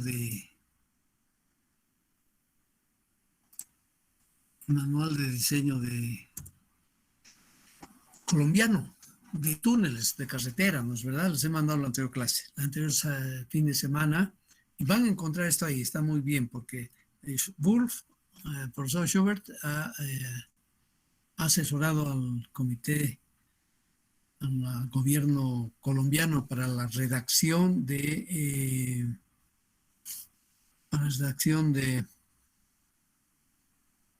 este manual del año 2021, recién de abril de 2021, o sea, muy reciente, muy bueno, que nos va a ayudar mucho en Bolivia, sin duda, para hacer aún mejores diseños de obras subterráneas. Ustedes ya lo tienen, y si tienen tiempo, por favor, ojeen un poquito su manual, van a encontrar todo esto. Tal vez la traducción está un poquito diferente, porque esa traducción la hice yo directamente al alemán antes de que aparezca ese libro en español, en castellano, ¿verdad? Y Wolf nos propone 11 clases, ¿ya? Y aquí una denominación, y nos define en cierta medida, además, ese mecanismo potencial de falla. Yo creo que está además mucho más bonito, ¿no? ¿Por qué no ponemos eso aquí? Y se define el I. Eso está mucho más bonito, ¿no? Mecanismo potencial de falla. Mecanismo potencial falla. Estamos en todo. Espero que estén de acuerdo conmigo. Está mucho mejor, ¿no? Entonces, y aquí vamos a ir revisando este catálogo de 11. Con 11 es suficiente para definir muy bien la clase de comportamiento, que la vamos a cuantificar en cierta medida enseguida y que nos va a ayudar a definir realmente lo que es cómo se debe excavar las clases de excavación. Bien, fíjense, la clase 1 va desde estable, ¿no? Genéricamente es nombre genérico la denominación, pero aquí está ya la descripción, ¿no? Y hay que tomar atención entonces a esa descripción del mecanismo potencial de falla. Macizo rocoso estable, por ejemplo, con caída o deslizamiento de bloques pequeños inducidos por la gravedad. O sea, en general es un estable, es la denominación. Segundo, estable, pero ya con caídas en bloques controlados por las discontinuidades. Eso es aleatorio, si quieren, en este primer, el estable. Aquí ya sí, claramente vamos a ver que hay discontinuidades que me van a generar bloques que se van a caer rápidamente. Y ocasionalmente puede haber una falla por corte o cizallamiento, ¿no? Este es muy importante, se presenta muchas veces ya cuando el macizo rocoso es además de regular a malo. Falla por cizallamiento somera, poca profunda entonces, ¿no? Aquí sí vamos a tener fallas por corte controladas por los esfuerzos bajos, ¿no? Son los esfuerzos bastante bajos, sobre todo de confinamiento, ¿no? En combinación con falla macizo rocoso por gravedad o discontinuidades. Bueno, y así van, hay que leer un poquito acá. Yo les digo que lo que más se presenta a nosotros en nuestros Andes son esos 2, 3 y 4, que tenemos entonces que verificar, ¿no es verdad? Tenemos que verificar. Un quinto que se va a presentar, se nos ha presentado un poco en Misicuni, no porque estallido, y eso tiene que ver con o explosión o estallido de rocas, tiene que ver con, normalmente se da esto en rocas competentes y a grandes profundidades, donde los esfuerzos geostáticos, o sea, los esfuerzos primarios son muy altos como tal, entonces se puede dar el estallido. ¿Ve? Entonces, tenemos los criterios, si quieren, más o menos para decir en qué clase estamos. Nuevamente, bueno, terreno desmoronable, terreno de movimiento bifásico, ¿no? O sea, que es un flujo, un debris flow, como se llama, ¿no? Flujo de escombros prácticamente, que se puede dar también. Y cuando eso, flujo de roca intensamente fracturada, ya clastos pequeños con alto contenido de agua. Podemos tener también hinchazón, expansión, esponjamiento, bueno, y los macizos heterogéneos, con deformaciones muy cambiantes. Bueno, revisamos todo este catálogo y yo llego a la conclusión, para nosotros los más importantes son el 2, el 3 y el 4. ¿Ya? Eso según Schubert. Te voy a hacer entonces toda esa categorización, zonificación espacial y naturalmente longitudinal también a lo largo del túnel. Tengo que definir la clase de comportamiento, ¿ya? Y la segunda, el segundo procedimiento de clase de comportamiento es el que nos propone Benjamín Celada. Y eso van a leer también el capítulo 2 del libro que le voy a mandar a la señorita Franco esta tarde sobre, que es un libro muy lindo además, ¿eh? A los que les gusta y están inclinados en dedicarse a hacer esta ingeniería seria.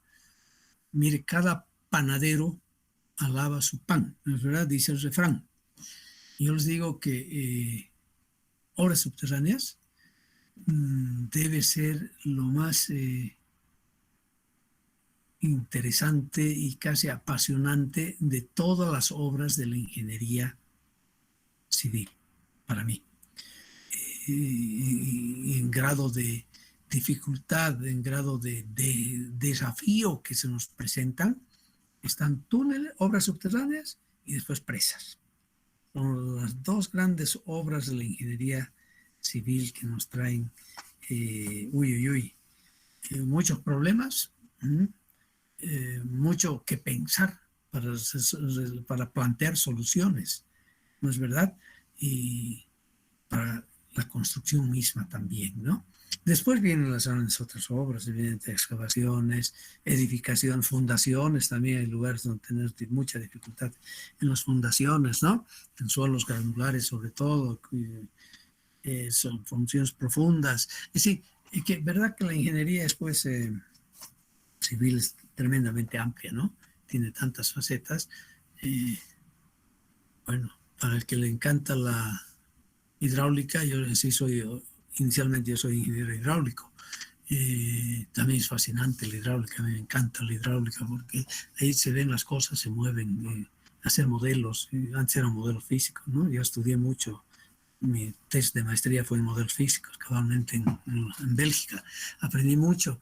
Es también fascinante. Sí, toda la ingeniería civil es muy linda, ¿no? Y mención o especialidad que usted adopte siempre va a ser tremendamente satisfactorio, siempre y cuando lo haga bien, siempre y cuando sea, eh, esté siempre buscando el estado del arte, lo último que hay, cómo se resuelven los problemas, cómo han resuelto en alguna parte, ¿no es verdad? Que eso lo hace uno poco a poco lo que llama la gente experto, porque el experto, y ayer tuve una conferencia de la Sociedad de Ingeniería Antisísmica Mexicana, sigo un poco este desarrollo en México, que es muy interesante, un país con muchos problemas, ¿no? Con mucho riesgo sísmico, igual que Chile. Entonces, si alguien nombraba a un, no sé si es filósofo o ingeniero, Weinberg, si no me equivoco, que decía, muy bonito y es, que se los voy a poner, se los voy a presentar la próxima clase, que decía que el experto, una persona, el experto es definido como aquella persona que conoce y sabe qué es lo que no se debe hacer para evitar problemas cotidianamente, ¿no? O sea, que dar la guía y decir eso, no hagan así porque va a dar malos problemas, va a dar problemas, va a dar mal resultado. Vamos por este otro camino, que es el correcto, que donde reducimos el riesgo. Con otras palabras, estamos manejando siempre la incertidumbre, ¿no? Vamos reduciendo tremendamente la incertidumbre. Ok, pero después vamos a hablar de eso, que es bien interesante. Unas conferencias muy lindas el día de ayer en México y mucha gente al final están discutiendo seriamente en México si es un mito o una realidad hacer cálculos no lineales de estructuras. Bien interesante, ¿eh? Bien interesante. Con el modelito que usamos en el mundo entero y ustedes usan también, modelito lo más sencillo posible, que es un modelito elástico lineal que estamos usando para el cálculo de solicitaciones internas, de estructuras, de esfuerzos, etcétera, etcétera, ¿no? Ya no estamos entrando al cálculo plástico, que es tan importante, ¿no es verdad? Están discutiendo los mexicanos intensamente qué es lo que se debe hacer. De eso a ver si la próxima clase, voy a resumir dos cositas de las charlas de ayer de mexicanas para mostrarles y mostrarles, sí, demostrarles a ustedes cómo debemos posesionarnos ante los problemas que nos ofrece la naturaleza y la limitación que tenemos en nuestros modelitos para poder hacer esa simulación, para adelantarnos, movernos hacia adentro en el futuro todavía desconocido y hacer buenas predicciones, ¿no? De lo que tenemos que hacer. Bueno, otra cosa es eso. Pero hablemos un poquito de la segundo procedimiento para hacer la clase de comportamiento. Y eso va a ser según Celada. Celada aplica muy bonito y eso presenta muy bien este índice de comportamiento elástico, que lo llama ICE, ¿ya?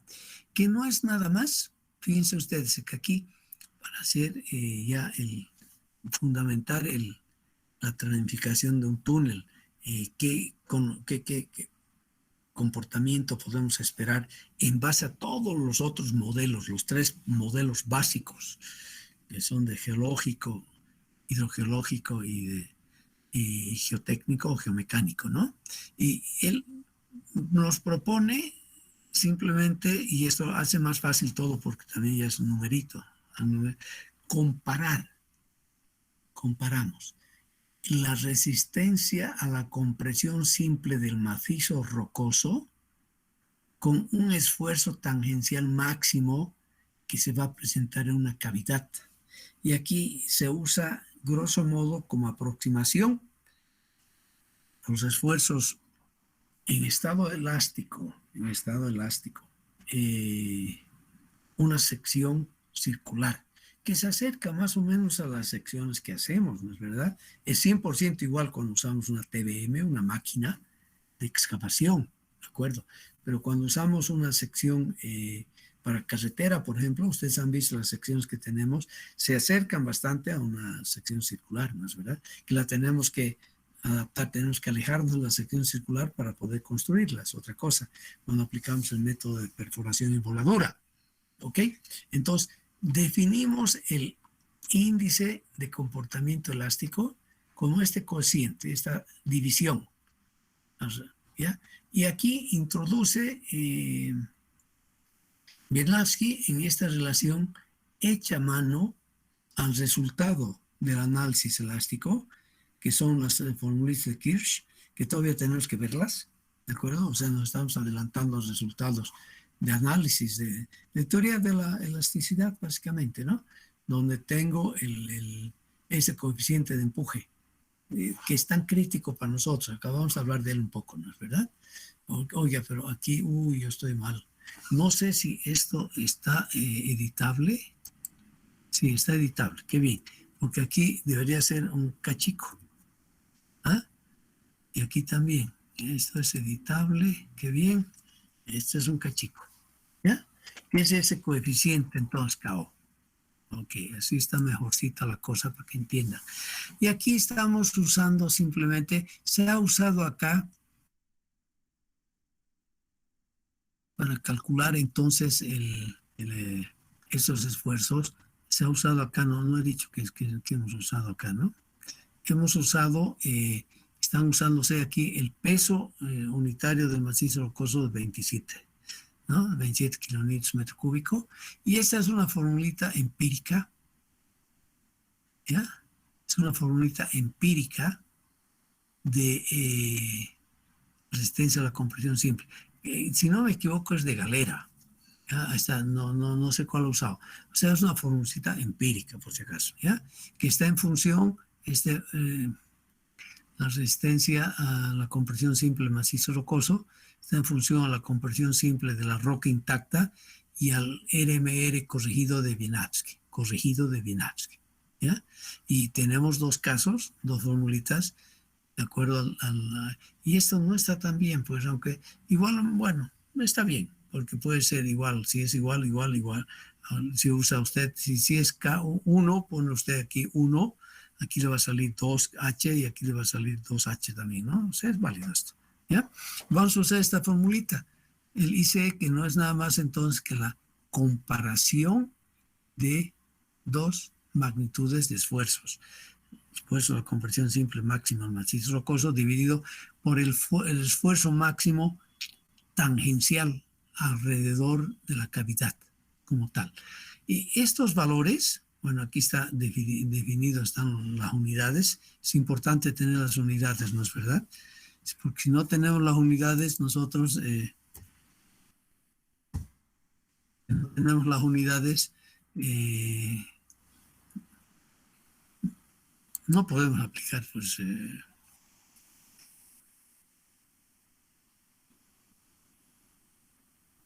funcioncitas empíricas, ¿no es verdad? Ok.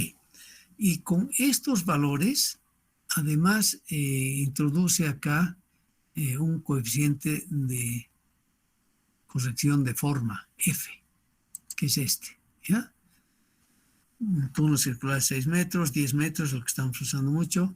Cuando los túneles son convencionales de 14 metros de diámetro, es el valor que vamos a usar para F. Y cavernas grandes, ¿no? Ancho, 25 metros, altura 60, tenemos este coeficiente 0.55. ¿Ya? Usamos todo esto y nos define estas clases de comportamiento a través del índice de comportamiento elástico, ¿no es verdad? ¿Ya? Y aquí está el comportamiento. Fíjense ustedes, bonito. Y eso sí nos va a ayudar mucho. Estamos usando mucho esta sistematización del conocimiento que ha hecho Celada, traduciendo todo lo que se había hecho en los Alpes, sobre todo en Turquía, que es un país también tremendamente complejo geológicamente, con mucha ingeniería geotécnica y de obras subterráneas. Y están haciendo grandes obras. Los turcos, ahorita con problemas políticos, con presidente fregado Erdogan, bien totalitario. Ustedes escuchan las noticias seguramente con frecuencia y saben lo que está pasando, ¿no es verdad? Ok, aplicamos la formulita y vamos a tener entonces estas clases de comportamiento, que nuevamente, fíjense ustedes, son modos de falla prácticamente, ¿no es verdad? Pero un poco partiendo de entonces del comportamiento respecto a un estado de un comportamiento elástico en macizo rocoso. ¿Ya? Todo esto nos va a permitir hacer una tramitación en clases de excavación. O sea, y aquí me falta algo más. Aquí me falta una conclusión para mostrarles un ejemplo, que quería mostrarles el ejemplo del túnel en Kawasi. Ojo, les digo, este túnel está todavía inconcluso. Aquí lo pueden ver muy bien dónde está. Aquí está el túnel en Kawasi, ¿verdad? Está prácticamente en el límite entre los departamentos de Chuquisaca. No, no está prácticamente, está en el límite entre el departamento de Chuquisaca y el departamento de Santa Cruz, en la carretera Jaime Mendoza, que es esta, ¿no? Que ya casi está lista en su totalidad. Nos faltan aquí solamente dos túneles, túnel Casaderos y túnel Casaderitos, para completar toda esta ruta de vinculación occidente-oriente, si quieren ustedes, por Sucre, porque el tramo que se hizo ya de Oruro, Uncía, Sucre, de Ravelo y qué sé yo, ya está también concluido, está asfaltado, está muy bien, o sea que tenemos esa conexión más y son años que estamos en esta carretera ya, ¿no? O sea que alguna vez va a tener que concluirse, ¿no? Falta poco, un par de años más y se va a tener toda esta carretera concluida, ya que va a significar evidentemente ampliar condiciones de transporte y de intercambio de bienes y servicios a buena parte del departamento de Chuquisaca, y también va a favorecer al país entero, ¿no? Que eso es bien importante. Pero aquí pongo entonces, nos vamos a pasar y trataré de hacer un ejemplito con ustedes para que la idea quede clara, ¿no? Ustedes nunca van a ayudar seguramente al principio de ingenieros jóvenes y van a estudiar más y van a hacer después los diseños de túneles, pero la idea tiene que estar un poco clara en la concepción que están recibiendo ustedes de este tipo de obras y lo que tenemos que hacer para llegar a un buen diseño, ¿no es verdad? Bueno, partiendo de los tres modelos elaborados y la definición de las clases de comportamiento, que es otro modelo para nosotros ahora, así estoy definiendo, y el estado de esfuerzos primarios, bien importante, obtenemos la planificación del túnel en las diferentes clases de excavación, ¿ya? Porque entonces,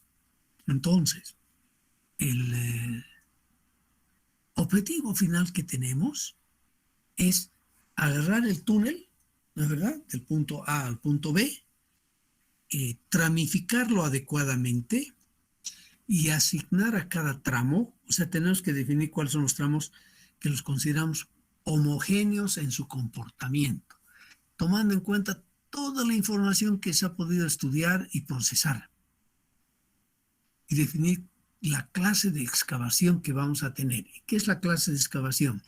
Es simplemente el procedimiento general y de cuándo y qué se debe hacer. Cuándo y qué se debe hacer, ¿no es verdad? Y hemos visto inicialmente que uno de los principios básicos para las obras subterráneas es saber cuándo debo colocar los sostenimientos, cuando son necesarios, desde luego, ¿no? Y en la mayoría de los casos sí es necesario. ¿Cuándo y qué cantidad de sostenimientos debo aplicar? Y eso es lo que aplicamos entonces en nuestras obras. Yo me voy a adelantar un poquito acá para mostrarles entonces, me falta un poquito mostrarles mejor cómo llegamos finalmente a hacer esa ramificación. Pero les voy a mostrar algo que sí vale la pena que tengan. Por ejemplo, la ramificación del túnel de Incabasi, ¿ya? Ya me han dicho que me puedo meter en líos por hablar de esto, porque supuestamente debería ser información confidencial. Yo digo, por favor, hombre, si aquí no debe haber nada confidencial, todo debe ser transparente, ¿no es verdad? todo debe estar abierto a la población. La comunicación es fundamental. Información confiable y fidedigna es aún más importante. Y no mentir, o contar medidas a medias, verdades a medias.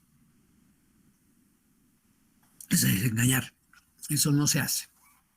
Aquí tenemos, fíjense ustedes, cuando se hizo la licitación, el estudio el 2008, y teníamos formaciones era una geología bien compleja, con una falla, además muy grande regional, la falla de Incahuasi. Aquí formaciones carboníferas, devónicas, y al final, fíjense ustedes, bueno, el geólogo nos hace todo ese trabajo. Lamentablemente, estoy buscando una presentación que hice el año pasado en un congreso latinoamericano, donde expuse mejor esto y ilustré mejor lo que debo decirles. No la encuentro, aunque ustedes no crean, a veces uno pierde las cosas, pero para la próxima clase la voy a tener para volver a este tema con ustedes, ¿ya?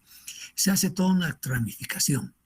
Aquí está muy pequeñito, ustedes van a tener esto, van a poder ampliar en su pantalla, pero voy a ampliar un poquito este listado de lo que debe tener la tranificación. Ojo, esto es la tranificación que se ha usado en este caso en este túnel, ¿ya? Donde se tiene toda esta información que se colocó. Claro, aquí me falta algo bien importante, que me falta además la clase de comportamiento, que es fundamental, y para llegar finalmente a la clase de excavación. Pero hasta aquí llegó nomás lo que se hizo. Ya esto es parte de la revisión que hicieron del diseño de Incahuasi. Aquí otro modelo, que son modelos, ¿no? Hay que asumir algunos modelitos. Es el modelo que se usó, esto estoy casi seguro que debe ser del túnel El Abra, que usamos para hacer la y aquí, mire, hay que reconocer, uno aprende un poquito más. Próximo proyecto que tenemos que hacer, túnel Aguarahue. Aquí, desde luego, va a haber una fila más importantísima, que es clase de comportamiento. Combinar la clase de comportamiento con toda la información que hemos hallado anteriormente, que sea la clasificación mecánica, que sí está bien, para llegar finalmente a este tipo de excavación.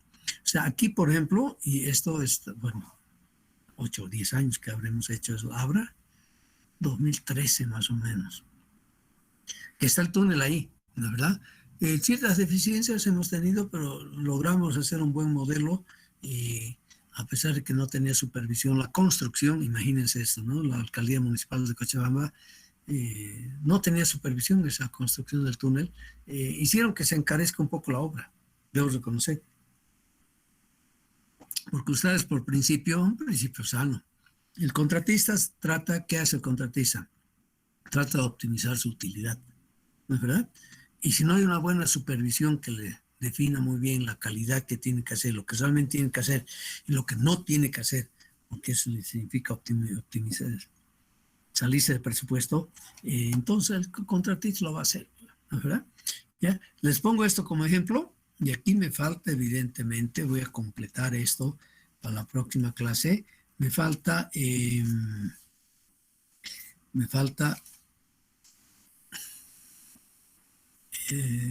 aquí falta esa hilerita más, ¿de acuerdo?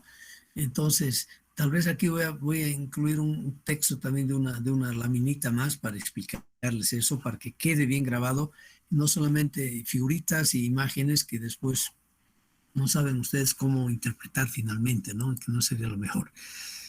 Y aquí me estoy adelantando para mostrarles, simplemente para ilustrar. Esto vamos a tener que tratar con un poquito más cuidado en la próxima clase, ¿ya?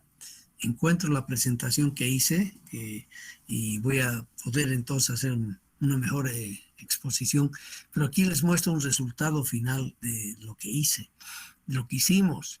Este fue finalmente el sostenimiento final que habíamos predicho para la construcción del túnel, ¿ya? De hecho, debo decirles aquí, me adelanto un poco, vamos a ver eso después. Normalmente definimos 5 clases de excavación, de la 1 a la 5. Y tomamos variables normalmente en la construcción, que desde mi punto de vista no está bien, y solamente el RMR, ¿no? El RMR es el parámetro básico para hacer la elección del tipo de excavación. O sea que, y es importante, pero falta algo más, falta algo más. Durante la construcción, después de cada excavación, hacemos perforación y voladura acá en Bolivia, se hace siempre el mapeo del frente de trabajo. Mapeamos muy bien ese macizo rocoso, lo calificamos y sacamos un RMR, ¿no es verdad? Bien, pero aquí les muestro simplemente el omitir el concepto de las clases de comportamiento. Aquí sí hemos usado las clases de comportamiento, el 2008. 2010 se revisa el diseño final para hacer la licitación y nos cambian, fíjense ustedes, radicalmente lo que habíamos previsto, el 2008, ¿no es verdad? Por ejemplo, en todo este tramo dicen que va a haber clase 1. 1 quiere decir que no necesita sostenimiento, que es una belleza. Macizo cosa formidable, qué sé yo. Nosotros habíamos encontrado hasta 5 acá. Yo digo nosotros porque yo fui el director, el que hice este diseño final, en 2008. ¿Ya? Y esta es la realidad, lo que se ha registrado durante la construcción. Es la parte que falta todavía ser excavada. ¿Ya? ¿De acuerdo? Y ustedes fíjense, simplemente así a ojo con los dibujitos, el hecho de no haber considerado acá las clases de comportamiento, o sea, la profundidad en la cual está excavándose, etcétera, etcétera. Fíjense lo que resultó una distribución totalmente diferente. De hecho, ustedes van a fijarse que lo que se ha ejecutado está mucho más cerca de lo que se ha predicho en 2008, ¿no es verdad? En los coloritos no más pueden ver, ¿no? Y esto debería ser igual a lo que tenemos acá. ¿Saben por qué no es? Porque este túnel, en buena parte del túnel, no todo, se lo construyó sin ingeniería de supervisión. Sin supervisión. Bueno, entonces era de esperar de que donde yo tenía una clase 3, el contratista se avivó y puso clase 4. Claro, porque con 4 gana más, porque tenía que meter cerchas de acero. Y en las cerchas de acero se tiene una muy buena utilidad en la construcción de túneles, debo decirles. Una cercha fácilmente. Colocar una cercha significa una utilidad muy interesante como tal. Pero fíjense ustedes entonces, lo que hay que hacer siempre, ¿no? El trabajo de la clasificación de los tipos de excavación es fundamental en una obra, ¿no es verdad? ¿Ah? Y aquí tengo casos de la vida real, de la práctica. Les estoy mostrando.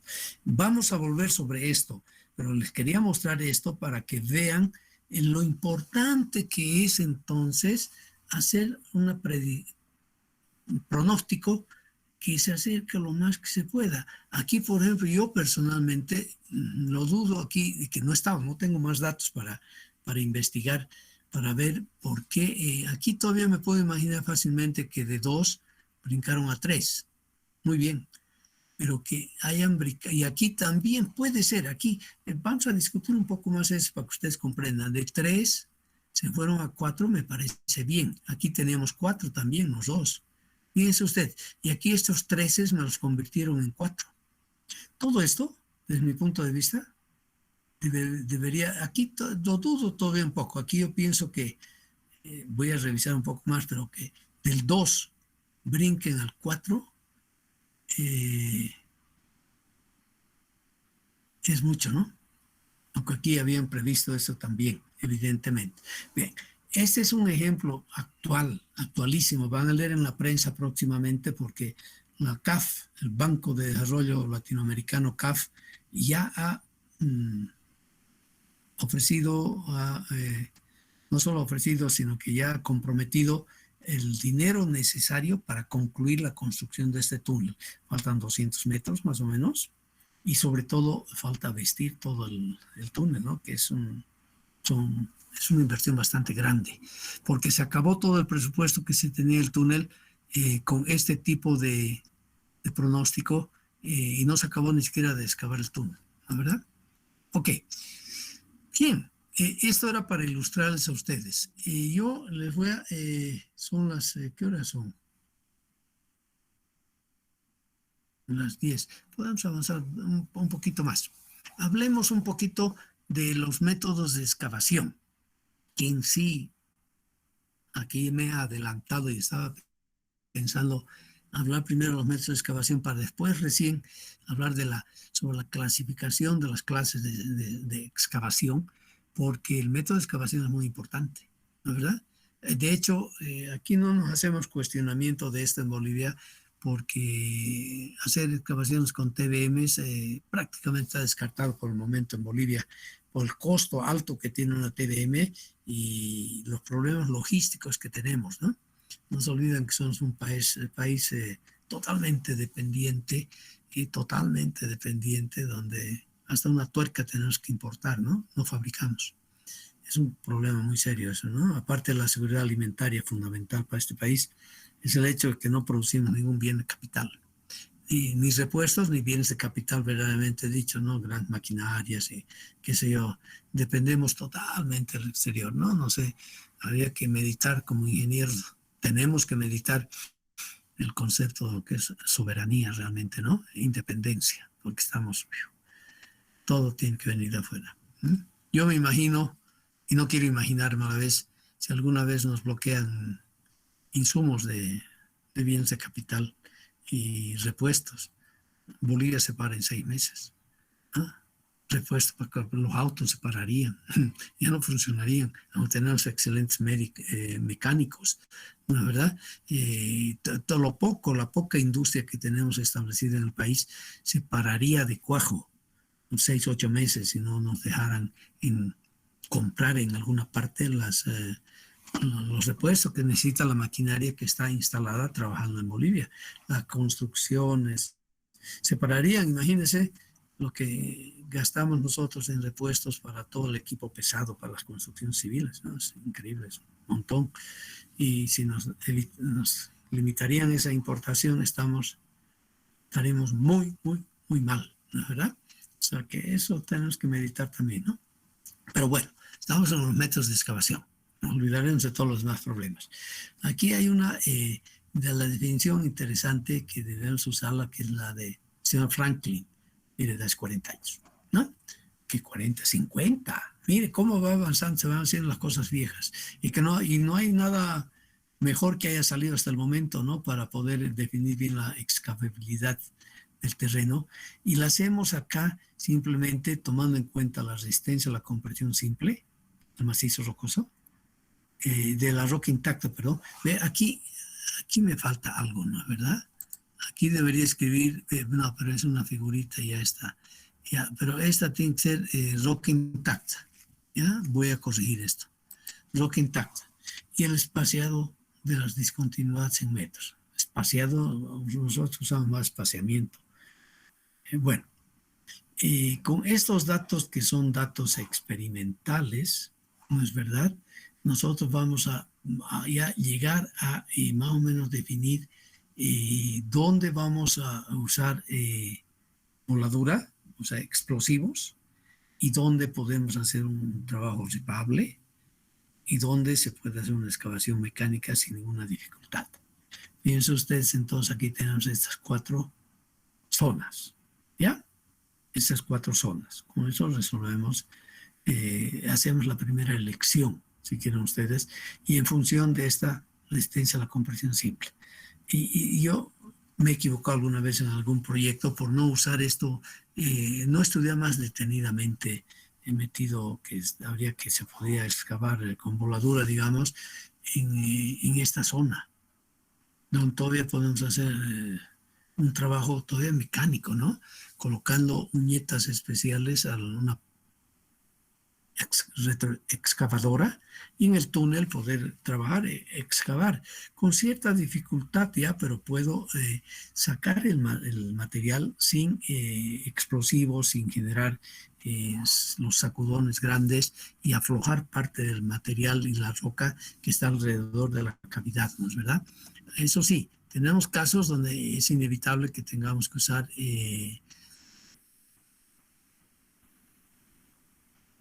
voladura, que es todo lo que llamamos aquí voladura de esponjamiento.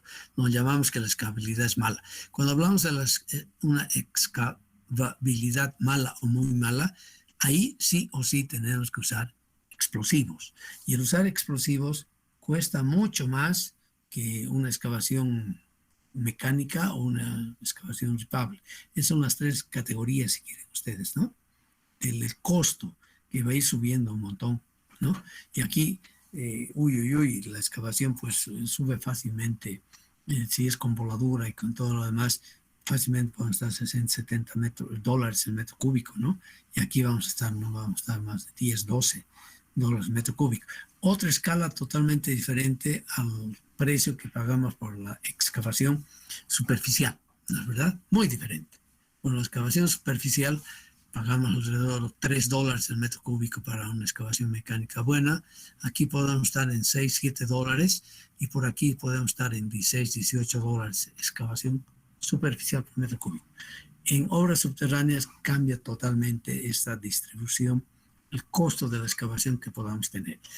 Entonces, con el abaquito de Franklin, ya nos ubicamos y con datos el problema, ¿no es verdad? Bien, y aquí vamos a usar como criterio también el BINAPSI corregido, ¿ya? Cuando tenemos un BINAPSI corregido, o sea, aquí tengo un criterio.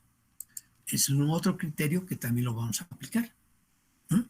Y aquí sobre todo es cuando hacemos perforación y voladura, ¿qué tipo de sección vamos a usar para hacer la excavación? ¿De acuerdo? Una sección completa. Normalmente casi nunca hacemos sección completa porque resulta muy grande.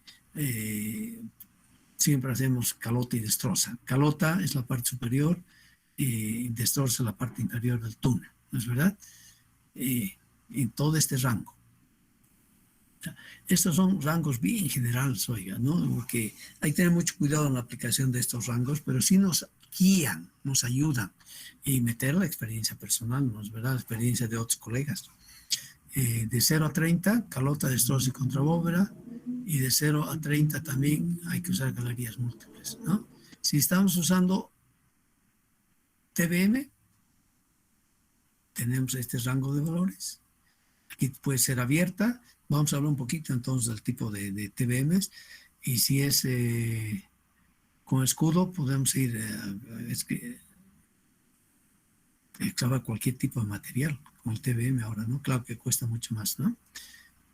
Rosadora, de 0 a 50. Vamos a hablar un poquito de rosadoras y la escarificación con pala mecánica.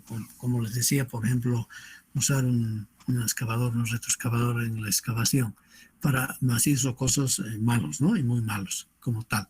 Entonces, esto nos ayuda además a ubicarnos un poquito. Y vamos a echar mano también a lo que nos propone Romana, ¿no es verdad? Que está en base al RMR. Y aquí no se dice claramente si es el corregido o no corregido. Podemos suponer que vamos a usar el corregido y cómo vamos a hacer la partición.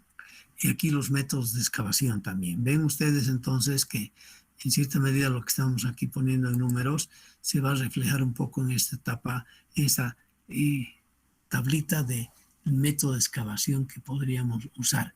Y aquí nos dice, por ejemplo, Romana, y me parece que es bien atinado, que podríamos ir incluso hasta 30 RMR con voladuras. Más allá, aquí no hay problema, más allá ya no, porque podríamos usar rosadura o fresado, ¿no? La rosadura, el fresado o la escarificación con pala.